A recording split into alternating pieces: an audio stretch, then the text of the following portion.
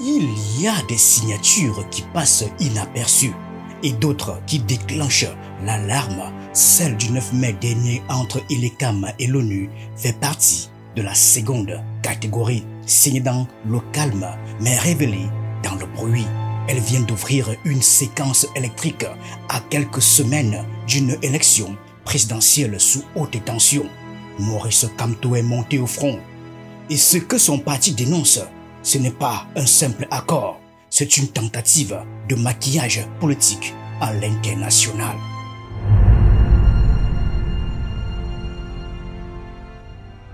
Le 9 mai 2025 à Yaoundé, ILECAM signe un projet d'assistance technique avec le système des Nations Unies. Présents les patrons de l'ILECAM, le représentant du PNUD, des diplomates comme l'ambassadeur d'Espagne, mais aucun parti politique, aucune organisation citoyenne, aucun canal public pour expliquer ce que contient cet accord. Bon, c'est vrai que les médias y étaient et ont relayé l'information. Le projet est ambitieux. Sur 30 mois, 6 agences de l'ONU vont accompagner le processus électoral. 5,9 millions de dollars pour renforcer les institutions, former les acteurs, promouvoir l'inclusion, lutter contre la désinformation, encourager la paix. Sur le papier, ça ressemble à une initiative bienvenue. Mais le problème, c'est le silence autour de la signature.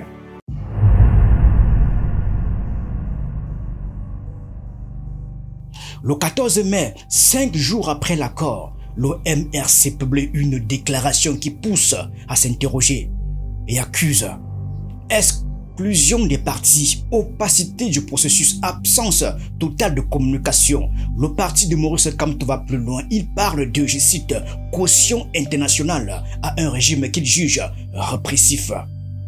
Et pose une question simple mais essentielle. Comment peut-on renforcer la démocratie sans consulter ceux qui en sont les principaux animateurs, les partis politiques, la société civile, les électeurs? Pour le MRC, ILECAM ne peut pas jouer seul aux élections et encore moins signer seul ce type d'accord. Le mouvement pour la renaissance du Cameroun, MRC, a pris connaissance, à travers un article en circulation sur les réseaux sociaux, de la signature d'une convention de collaboration entre Élections Cameroun, ILECAM, et l'Organisation des Nations Unies, ONU, le 9 mai 2025 à Yaoundé.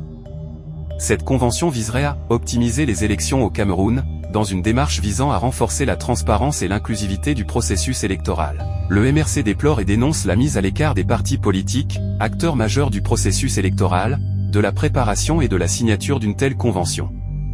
Est-il besoin de rappeler que si ILECAM a compétence pour organiser les élections, il ne peut y avoir d'élections sans les partis politiques qui présentent les candidats? Le MRC condamne fermement la démarche inconvenante d'ILECAM en cette période aussi importante et sensible de la vie politique nationale. Le MRC observe que plusieurs jours après la signature de cette convention, ni les responsables d'ILECAM ni ceux de l'ONU n'ont cru devoir faire aucune communication sur cet événement, afin d'édifier les partis politiques, la société civile et le peuple camerounais en général de la teneur des engagements pris par les uns et les autres, et en quoi la convention signée pourrait contribuer à l'organisation d'élections libres, inclusives, transparentes et apaisées dans notre pays.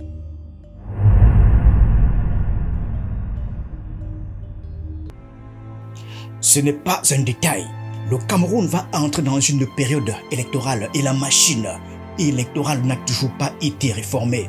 Le code électoral est critiqué par tous, y compris par ILECAM lui-même depuis 2018. Les partis d'opposition sont entravés, leurs réunions interdites, leur mobilisation perturbée. Et voilà qu'on signe un accord sur l'optimisation du processus électoral sans dire un mot sur ces problèmes concrets.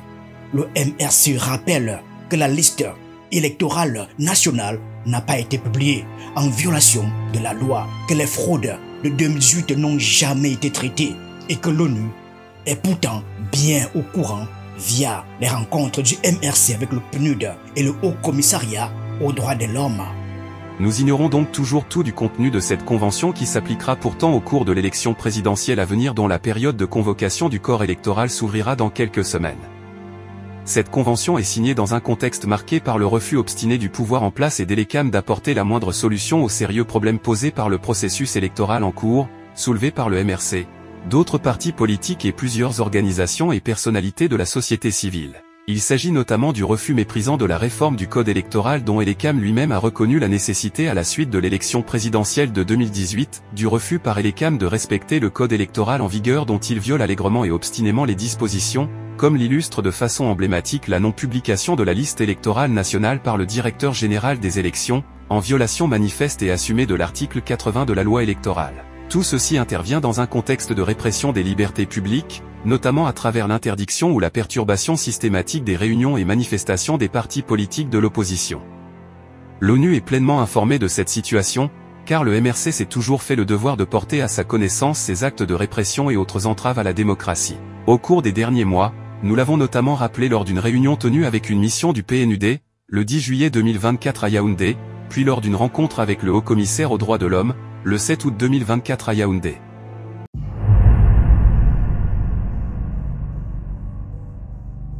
Et là, le thriller devient diplomatique car Maurice Kamto convoque un souvenir lourd, la Côte d'Ivoire. 2018, quand l'ONU s'est retrouvée mêlée à une élection qui a viré au drame. À l'époque, l'organisation avait reconnu un vainqueur et contribué malgré elle à un engrenage meurtrier. Pour Maurice Kamto, il faut tirer les leçons de ce passé, éviter de jouer les arbitres dans un terrain où les règles sont pipées d'avance. En faisant un tel choix, l'ONU engage son entière responsabilité dans les fraudes préélectorales, électorales et post-électorales qui pourraient travestir les résultats de la prochaine élection présidentielle au Cameroun. Les Africains en général et les Camerounais en particulier ont encore à l'esprit l'ingérence regrettable de l'ONU dans le processus électoral en Côte d'Ivoire en décembre 2010, ingérence qui contribua à accélérer et à amplifier l'une des pires crises post-électorales du XXIe siècle en Afrique, avec à la clé des milliers de morts et la désolation au sein de presque toutes les familles ivoiriennes. D'un côté, Elekam affirme vouloir améliorer les choses, moderniser son approche, s'ouvrir à l'expertise internationale. L'élection Cameroun est engagée dans la suite d'une élection réussie, une élection paisible, une élection inclusive. Je saisis l'occasion pour demander aux acteurs du processus de s'engager résolument sur la même voie de dialogue pour que nous assistions à l'élection paisible et que règne la paix durant, avant et après les élections. De l'autre, le MRC voit une mise en scène, une opération de façade, une manière de contourner les demandes de réformes en se cachant derrière le logo des Nations Unies. Le MRC exerce donc ici et maintenant son devoir de vigilance et d'alerte, en dénonçant et en condamnant ces manœuvres qui, faute d'inclusivité et de transparence, sont de nature à apporter encore plus de malheur dans notre pays. Les deux récits s'opposent, mais ils ont un point commun. Ils montrent à quel point la question électorale est devenue virale au Cameroun. Ce n'est plus un simple accord technique, c'est un révélateur de la méfiance, de la rupture de confiance entre les institutions et les citoyens. La saga ne fait que commencer. Le corps électoral sera convoqué dans quelques semaines. Le trône est en jeu et chaque signature prend désormais des allures de stratégie. Elekam veut montrer qu'il agit. Le MRC montre qu'il observe. Et l'ONU, volontaire ou non, vient d'entrer dans le scénario.